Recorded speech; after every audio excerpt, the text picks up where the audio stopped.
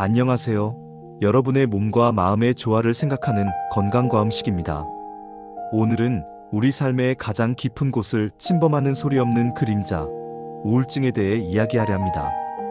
2026년 기준 전 세계 우울증 환자는 약 2억 8천만 명. 이제 이것은 누군가의 특별한 불행이 아니라 우리 모두의 일상이 되었습니다. 스탠퍼드 의과대학의 데이비드 번스 박사와 세계적인 저널리스트 요한 하리는 입을 모아 말합니다. 우울증은 당신의 잘못이 아니며 반드시 탈출구가 존재한다고요. 본론으로 들어가기 전 한 가지만 약속하겠습니다. 오늘 이 영상을 끝까지 시청하신다면 여러분은 단순히 우울증에 대한 지식을 얻는 것을 넘어 당장 오늘 밤부터 실행할 수 있는 실질적인 회복의 도구를 얻게 되실 겁니다. 막연한 위로가 아닌 과학적 근거를 통해 지금 여러분이 느끼는 그 무거운 마음의 짐을 내려놓을 확실한 방법을 공개할 예정이니 영상 끝까지 놓치지 마시고 여러분의 소중한 내일을 되찾는 기회로 삼으시길 바랍니다.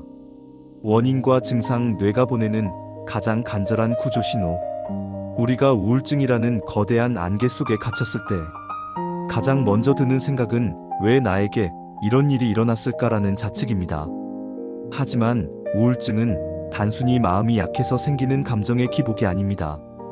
이는 의학적으로 뇌의 특정 기능과 시스템의 오류가 발생한 복합적인 상태입니다. 우리는 이 질병의 원인을 생물학적, 환경적, 그리고 인지적 측면에서 아주 정밀하게 들여다볼 필요가 있습니다. 먼저 생물학적인 원인을 살펴보겠습니다. 우리 뇌의 신경세포들 사이에는 정보를 전달하는 화학물질인 신경전달물질이 흐르고 있습니다. 그 중에서도 감정과 의욕에 직접적으로 관여하는 세 가지 핵심 물질인 세로토닌, 도파민, 노르에피네프린의 균형이 깨지는 것이 우울증의 주요 원인입니다. 세로토닌은 우리의 감정을 평온하게 유지하고 수면과 식욕을 조절하는 조율사 역할을 합니다. 이 물질이 부족해지면 이유 없는 불안감이 밀려오고 사소한 자극에도 극도로 예민해지며 깊은 슬픔에 잠기게 됩니다. 도파민은 성취감과 즐거움을 담당하는 보상 시스템입니다. 도파민 회로가 제대로 작동하지 않으면 예전에 좋아했던 음식, 취미, 사람을 만나도 아무런 기쁨을 느끼지 못하게 됩니다. 이를 의학적으로는 아네도니아, 즉 즐거움 상실증이라고 부릅니다. 마지막으로 노르에피네프린은 신체적 에너지와 집중력을 관여합니다. 이것이 고갈되면 아침에 눈을 뜨는 것 자체가 거대한 바위를 밀어내는 것처럼 고통스럽고 몸이 천근만근 무겁게 느껴지는 만성적인 무기력증에 빠지게 됩니다. 다음으로 환경적 요인을 이해해야 합니다. 요한 하리는 그의 저서 커넥션에서 현대인의 우울증이 단절에서 온다고 강력하게 주장합니다. 과거 인류는 공동체 안에서 서로 연결되어 생존해왔지만 현대 사회는 극도의 개인주의와 성과 중심의 문화로 변모했습니다. 내가 하는 일이 사회적으로 아무런 의미가 없다고 느껴지는 가치와의 단절, SNS 속 화려한 타인의 삶과 비교하며 느끼는 상대적 박탈감과 소외감, 그리고 흙과 햇볕으로부터 멀어진 도시 생활은 우리 뇌에 지속적인 생존 위협 신호를 보냅니다. 뇌는 이러한 고립 상황을 비상사태로 인식하고 더 큰 상처를 입지 않기 위해 스스로 감정의 스위치를 꺼버리는 방어 기제를 작동시킵니다. 이것이 우리가 느끼는 감정의 마비 상태입니다. 이제 우울증이 보내는 구체적인 증상들을 짚어보겠습니다. 단순히 슬픈 기분이 드는 것과 질환으로서의 우울증을 구분하는 가장 큰 기준은 지속성과 기능 저하입니다. 첫째로 인지 기능의 변화인 브레인 포그 현상입니다. 뇌에 안개가 낀 것처럼 머릿속이 뿌옇고 집중력이 현저히 떨어집니다. 책을 읽어도 내용이 머리에 들어오지 않고 간단한 결정을 내리는데도 엄청난 에너지가 소모됩니다. 이는 전두엽의 기능이 일시적으로 저하되면서 나타나는 전형적인 증상입니다. 둘째로 신체화 증상입니다. 우울증은 마음의 병이지만 몸으로 강력하게 나타납니다. 원인 모를 두통이나 근육통이 지속되고 소화기관이 예민해져 만성적인 소화불량에 시달리기도 합니다. 수면의 질도 급격히 떨어집니다. 밤새 뜬 눈으로 밤을 지새우는 불면증이 나타나거나 반대로 하루 종일 잠만 자는데도 피로가 풀리지 않는 과다 수면 증상이 나타날 수 있습니다. 식욕 또한 급격히 줄어들거나 반대로 감정적 허기를 채우기 위해 폭식을 하는 등 극단적인 변화를 보입니다. 셋째로 가혹한 자기 비난과 절망감입니다. 우울증 환자의 내면에는 자신을 끊임없이 공격하는 독설가가 살고 있습니다. 평소라면 대수롭지 않게 넘겼을 실수도 내가 무능해서 생긴 일이라며 자책하고 나는 아무런 가치가 없는 사람이라는 왜곡된 생각에 사로잡힙니다. 데이비드 번스 박사는 이를 인지적 왜곡이라고 부르며 사실이 아닌 감정이 사실처럼 느껴지는 상태라고 설명합니다. 미래에 대한 희망이 전혀 보이지 않고 이 고통이 영원히 끝날 것 같지 않다는 절망감이 2주 이상 지속된다면 그것은 당신의 의지가 약해서가 아니라 뇌가 보내는 가장 간절한 구조 신호입니다. 결국 우울증의 원인과 증상을 이해하는 과정에서 우리가 반드시 깨달아야 할 진실은 당신은 고장난 것이 아니라는 사실입니다.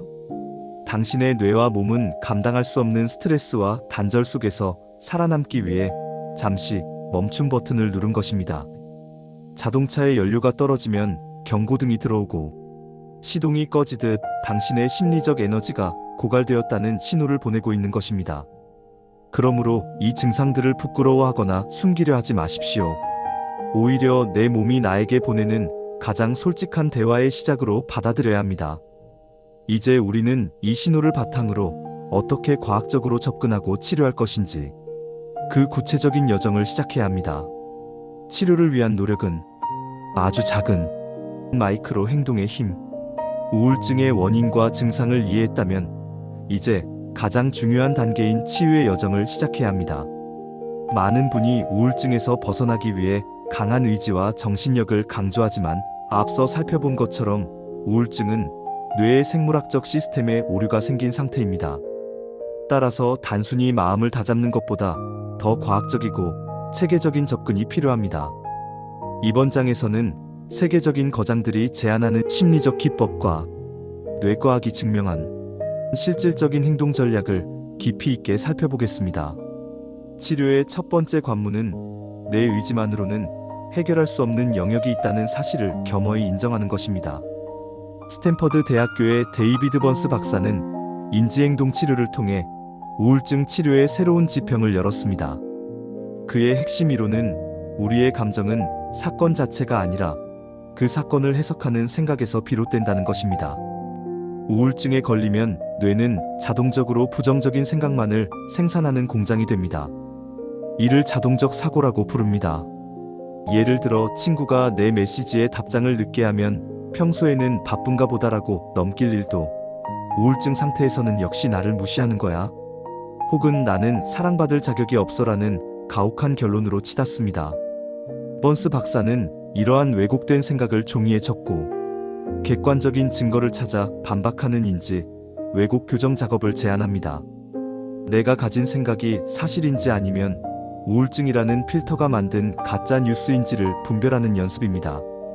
이 과정은 뇌의 전두엽을 활성화하여 마비되었던 이성적인 판단력을 회복시키는데 결정적인 역할을 합니다.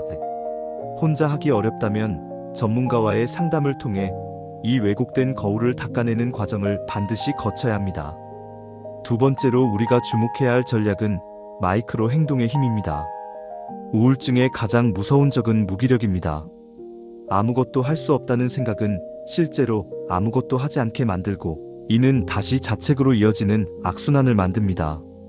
뇌 과학자들은 이 고리를 끊기 위해 동기부여가 행동을 만드는 것이 아니라 행동이 동기부여를 만든다는 사실에 주목합니다. 이를 작업 흥분 이론이라고 합니다. 뇌의 측좌액은 우리가 아주 작은 일이라도 시작했을 때 비로소 도파민을 분비하기 시작합니다. 따라서 우리는 거창한 목표가 아니라 실패하기조차 어려운 마이크로 행동을 설정해야 합니다.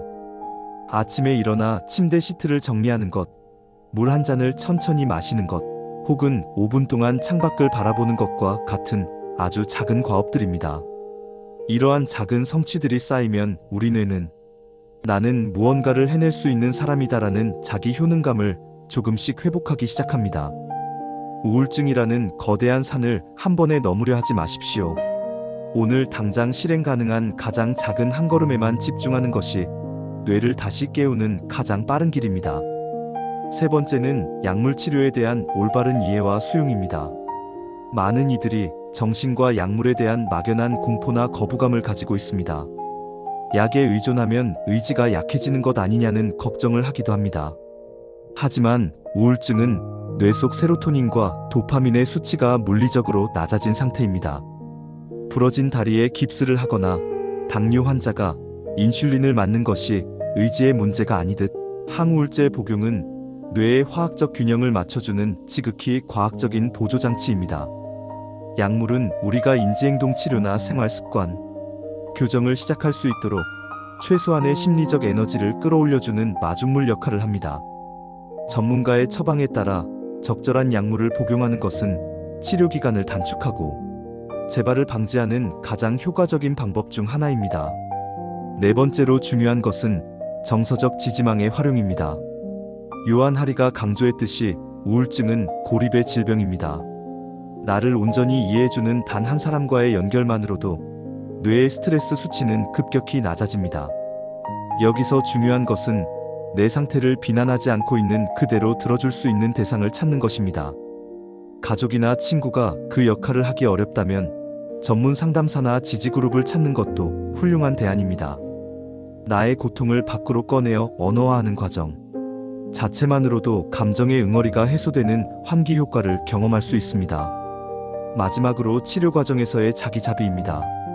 회복은 직선으로 일어나지 않습니다. 어떤 날은 상태가 좋아졌다가도 다음 날 다시 깊은 무력감에 빠지는 요요 현상이 반드시 찾아옵니다. 이때 많은 환자가 역시 나는 안 되라며 절망하지만 이는 회복 과정에서 나타나는 지극히 정상적인 계단식 변화입니다. 비가 온 뒤에 땅이 굳어지듯 상태가 나빠지는 날에도 오늘 하루를 버텨낸 자신을 대견하게 여기는 태도가 필요합니다. 자신을 가장 가혹하게 대했던 비평가의 목소리를 끄고 소중한 친구를 대하듯 따뜻한 언어로 자신을 다독여야 합니다. 결론적으로 우울증 치료는 나의 생각을 재구성하고 아주 작은 행동을 실천하며 과학적인 의학의 도움을 받고 타인과 다시 연결되는 복합적인 과정입니다. 이 여정은 빠르지 않을 수 있습니다. 하지만 거장들이 증명한 이 길을 따라 한 걸음씩 나아간다면 뇌의 회로가 다시 연결되고 마침내 어두운 터널 끝에서 밝은 빛을 마주하게 될 것입니다. 당신의 뇌는 회복될 준비가 되어 있습니다. 이제 당신이 스스로에게 그 기회를 줄 차례입니다. 마음의 약이 되는 음식, 뇌를 치유하는 영양소. 우리가 매일 섭취하는 음식을 단순히 배를 채우는 수단으로만 생각한다면 이는 큰 오산입니다. 건강과음식 채널에서 항상 강조하듯 우리가 먹는 음식이 곧 우리의 기분을 결정하며 뇌의 화학 공장을 돌리는 유일한 원료가 되기 때문입니다. 최근 의학계에서는 장과 뇌가 서로 긴밀하게 소통한다는 장내축 이론이 큰 주목을 받고 있습니다.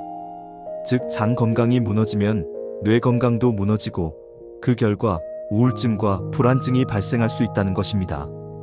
이번 장에서는 뇌의 염증을 줄이고 행복 호르몬을 생성하는데 결정적인 역할을 하는 영양소와 음식들을 깊이 있게 파헤쳐 보겠습니다.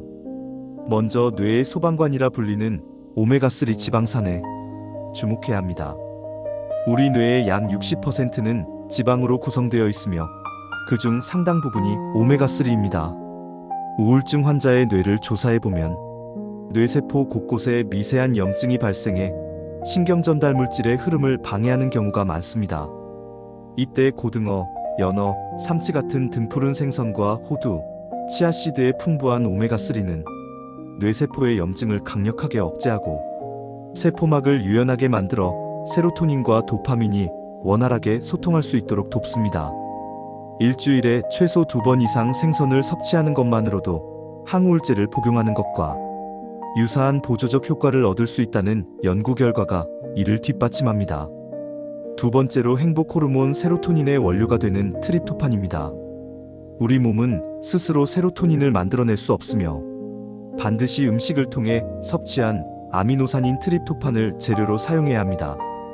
트립토판이 풍부한 대표적인 음식으로는 달걀, 우유, 치즈 같은 유제품과 바나나, 칠면조 고기, 콩류가 있습니다.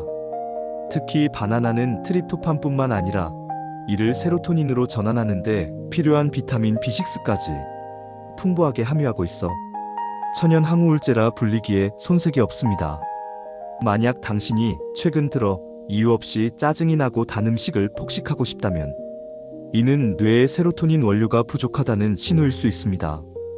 아침 식사로 달걀 한 알과 바나나 하나를 챙기는 작은 습관이 당신의 하루 기분을 결정짓는 놀라운 변화를 가져올 것입니다. 세 번째는 뇌의 보호막 역할을 하는 비타민 B군과 엽산입니다. 시금치, 브로콜리, 케일 같은 짙은 잎채소의 풍부한 엽산은 뇌 신경세포의 손상을 막고 신경전달 물질의 합성을 돕습니다. 연구에 따르면 우울증 환자들의 혈중 엽산 농도는 일반인보다 현저히 낮은 경우가 많습니다. 또한 비타민 B12는 신경계를 유지하는 데 필수적이며 이것이 결핍되면 심한 피로감과 함께 우울감이 증폭됩니다. 따라서 매 끼니마다 신선한 채소를 충분히 곁들이는 것은 뇌의 영양 상태를 최상으로 유지하기 위한 가장 기본적인 투자입니다. 네 번째로 장내 미생물 생태계를 가꾸는 발효식품입니다. 놀랍게도 우리 몸 전체 세로토닌의 약 90%는 뇌가 아닌 장에서 만들어집니다. 장 속에 유해균이 득세하면 독소가 혈관을 타고 뇌까지 전달되어 감정 조절에 문제를 일으킵니다. 이를 막기 위해 요거트, 김치, 된장, 청국장 같은 천연 발효식품을 꾸준히 섭취해야 합니다. 발효식품 속 유산균은 장내 유익균을 증식시켜 장벽을 튼튼하게 하고 뇌로 전달되는 염증 신호를 차단합니다. 장이 편안해야 마음이 편안하다는 옛말은 현대과학이 증명한 명백한 사실입니다. 마지막으로 스트레스 완화에 도움을 주는 다크 초콜릿과 마그네슘입니다. 카카오 함량이 70% 이상인 다크 초콜릿은 스트레스 호르몬인 코르티솔 수치를 낮추고 엔도르핀 분비를 촉진합니다. 또한 아몬드나 해바라기 씨 같은 견과류의 풍부한 마그네슘은 천연 이완제 역할을 하여 긴장된 근육과 신경을 진정시켜줍니다. 불안함 때문에 밤잠을 설친다면 자기 전 따뜻한 우유 한 잔이나 소량의 견과류를 섭취하는 것이 도움이 됩니다. 결론적으로 우리가 섭취하는 영양소들은 뇌의 구조를 형성하고 감정의 날씨를 결정하는 핵심 재료들입니다. 가공식품과 정제 설탕이 가득한 식단은 일시적인 즐거움을 줄 수 있지만 장기적으로는 뇌를 굶주리게 하고 우울의 늪으로 밀어넣습니다. 오늘 건강과 음식에서 소개해드린 뇌를 위한 슈퍼푸드들을 식단에 적극적으로 포함해 보십시오. 음식을 바꾸는 것은 단순히 체중을 줄이는 과정이 아니라 무너진 마음의 기초를 다시 세우는 가장 강력하고 구체적인 치유의 시작입니다. 당신의 뇌는 당신이 먹는 음식을 통해 다시 살아날 수 있습니다. 우울증으로부터 회복되는 것만큼이나 중요한 것이 바로 재발을 방지하고 건강한 마음 상태를 유지하는 것입니다. 우울증은 한번 겪고 나면 뇌의 회로가 그 경로를 기억하기 때문에 스트레스 상황이 오면 다시 과거의 패턴으로 돌아가려는 경향이 있습니다. 따라서 우리는 일상 속에서 뇌의 회복 탄력성을 높이는 방어 기제를 단단히 구축해야 합니다. 가장 먼저 실천해야 할 예방법은 천연 항우울제인 햇볕을 활용하는 것입니다. 우리 뇌는 망막을 통해 들어오는 빛의 양을 감지하여 세로토닌 합성을 조절합니다. 하루 15분에서 30분 정도 햇볕을 쬐며 걷는 것만으로도 뇌는 강력한 치유 에너지를 얻습니다. 이때 단순히 걷는 것이 아니라 발바닥에 닿는 감각에 집중하는 리드미컬한 운동은 뇌관을 자극하여 세로토닌 분비를 극대화합니다. 맑은 공기를 마시며 자연의 빛 아래 있는 시간은 뇌가 다시 생체 리듬을 찾는 가장 자연스럽고도 강력한 방법입니다. 둘째로 규칙적인 수면은 뇌의 청소 시간임을 잊지 말아야 합니다. 우리가 깊은 잠에 들었을 때 뇌의 글림프 시스템은 깨어있는 동안 쌓인 독성 단백질과 감정의 찌꺼기를 씻어냅니다. 수면 부족은 전두엽의 기능을 약화시켜 감정 조절을 어렵게 만들고 이는 곧바로 우울감과 불안감으로 이어집니다. 매일 정해진 시간에 잠자리에 들고 스마트폰 멀리하기와 같은 수면 위생을 지키는 것은 마음 건강을 지키는 가장 기본적이면서도 핵심적인 예방법입니다. 셋째로 사회적 연결망을 의식적으로 관리해야 합니다. 요한 하리가 강조했듯 인간은 타인과 연결될 때 안도감을 느끼는 존재입니다. 우울증은 우리를 자꾸만 고립시키려 하지만 그럴수록 신뢰할 수 있는 사람들과의 유대를 유지해야 합니다. 거창한 대화가 아니어도 좋습니다. 나의 상태를 가감없이 공유할 수 있는 단 한 사람과의 연결만으로도 우리 뇌는 고립 공포에서 벗어나 안전하다는 신호를 받게 됩니다. 고립은 우울의 먹이이며 연결은 우울의 해독제라는 사실을 반드시 기억하십시오. 마지막으로 나만의 스트레스 관리 루틴을 만드는 것입니다. 명상, 일기 쓰기 또는 건강과 음식 채널에서 제안하는 영양가 있는 요리하기 등 본인이 몰입할 수 있는 활동을 최소 하나 이상 확보해 두어야 합니다. 이러한 활동들은 삶의 통제권을 다시 나에게 가져오게 하며 외부의 거센 파도 속에서도 내면의 중심을 지킬 수 있는 단단한 뿌리가 되어줄 것입니다. 당신의 봄은 반드시 옵니다. 지금까지 우리는 우울증의 과학적 원인부터 치유를 위한 음식, 그리고 삶의 습관까지 긴 여정을 함께 해왔습니다. 이 영상을 마무리하며 여러분께 꼭 드리고 싶은 말씀은 지금 여러분이 느끼는 그 어두운 터널이 결코 영원하지 않다는 사실입니다. 데이비드 번스 박사는 어둠이 가장 깊을 때가 바로 새벽이 오기 직전이라고 우리를 위로했습니다. 우울증이라는 고통은 역설적으로 여러분이 그동안 삶을 얼마나 치열하게 버텨왔으며 스스로를 지키기 위해 얼마나 애써왔는지를 보여주는 증거이기도 합니다. 오늘 건강과 음식 채널에서 나눈 데이터와 과학적 근거들이 여러분의 마음속에 작은 희망의 씨앗이 되었기를 바랍니다. 한 번에 모든 것을 바꾸려 하지 마십시오. 오늘 배운 음식 하나를 챙겨 먹고 5분간 햇볕을 쬐는 그 작은 시작만으로도 충분합니다. 여러분은 이 고통을 끝낼 자격이 있고 다시 평온한 일상을 누릴 가치가 충분한 사람입니다. 지금 이 영상을 끝까지 시청하고 계신 것 자체가 이미 여러분의 내면에서 치유의 에너지가 작동하고 있다는 가장 강력한 증거입니다. 오늘 하루도 견뎌낸 자신을 따뜻하게 안아주십시오. 오늘 전해드린 건강과 음식의 이야기가 여러분의 지친 마음에 작은 힘이 되었다면 영상의 구독과 좋아요로 응원해주세요. 여러분의 클릭 한 번은 더 많은 분에게 치유의 정보를 전하는 소중한 나눔이 됩니다. 또한 주변에 우울증으로 힘들어하는 소중한 분이 있다면 이 영상을 공유해주세요. 그 작은 연결이 누군가에게는 새로운 삶의 시작이 될 수 있습니다. 여러분의 몸과 마음이 다시 건강한 조화를 찾는 그날까지 건강과 음식 채널이 여러분의 곁에서 든든한 동반자로 늘 함께하겠습니다. 여러분의 내일은 오늘보다 조금 더 밝고 가벼울 것입니다. 긴 시간 시청해주셔서 진심으로 감사합니다.